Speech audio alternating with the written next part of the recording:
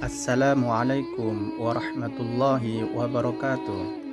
Sahabat santri yang dimuliakan Allah Subhanahu wa Ta'ala, kali ini saya akan bercerita tentang kisah sahabat baginda Rasulullah Sallallahu Alaihi Wasallam yang bernama Syawad bin Ghaziyah radhiyallahu anhu. Syawad bin Ghaziyah radhiyallahu anhu adalah salah seorang ahlul badar dan termasuk dari sedikit sahabat yang menemui syahidnya di medan perang Badar itu.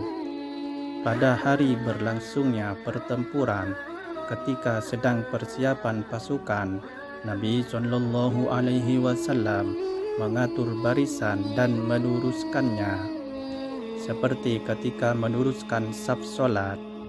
Saat tiba di tempat Syawad, beliau melihat kalau posisinya agar bergeser, tidak lurus dengan anggota pasukan lainnya. Beliau memukul perut Syawad dengan anak panah sambil bersabda, "Luruskan barisanmu, wahai Syawad." Tetapi tanpa diduga oleh siapapun, tiba-tiba Syawad berkata, "Wahai Rasulullah, engkau telah menyakitiku, maka berilah kesempatan kepadaku untuk membalasmu." Para sahabat terkejut dan sebagian besar marah dengan ucapan Syawad ini. Apalagi sahabat Umar bin Khattab radhiyallahu anhu.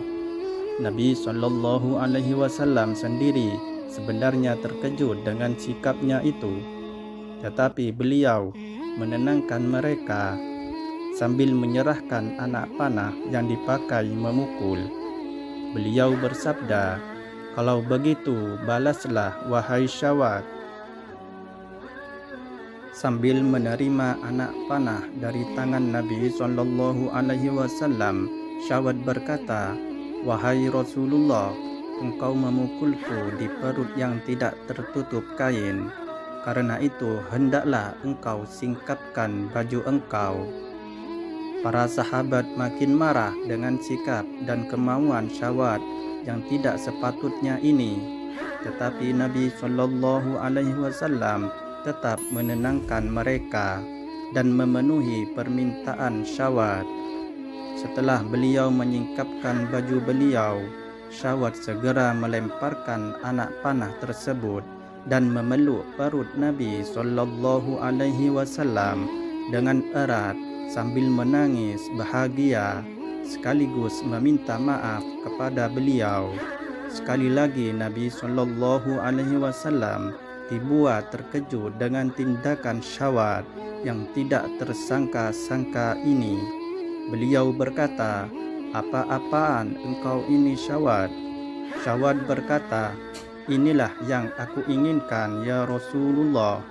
Telah lama aku berharap kulitku yang hina ini bisa bersentuhan dengan kulit engkau yang mulia, dan aku bersyukur bisa melakukannya. Semoga ini menjadi saat-saat terakhir dalam hidupku bersama engkau." Nabi Shallallahu Alaihi Wasallam tersenyum mendengar jawaban Syawad ini, karena apa yang dilakukannya adalah ekspresi kecintaannya kepada Nabi Shallallahu Alaihi Wasallam. Segera saja beliau mendoakan kebaikan dan ampunan bagi Syawad. Ketika pertempuran mulai berkobar, Syawad segera menghambur ke barisan kaum musyrikin yang jumlahnya jauh lebih besar, yakni lebih dari 3 kali lipat banyaknya.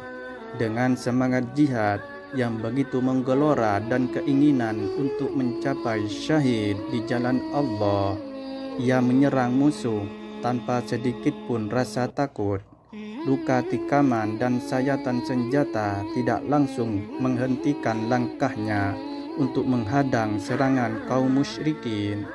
Syawad baru berhenti berjuang ketika kakinya tidak lagi mampu menyangga tubuhnya. Tangannya tak lagi mampu menggerakkan pedang akibat terlalu banyaknya luka-luka dan darah yang mengucur dari tubuhnya. Namun demikian, Mulutnya tampak tersenyum ketika tubuhnya roboh ke tanah, kerana ruhnya langsung disambut para malaikat yang langsung mengantarnya ke hadirat Allah Subhanahu wa taala. Demikian kisah sahabat baginda Rasulullah sallallahu alaihi wasallam yang bernama Syawad bin Ghaziyah radhiyallahu anhu. Semoga kita dapat mengambil hikmahnya. Wallahu a'lam bissawab. Wassalamualaikum warahmatullahi wabarakatuh.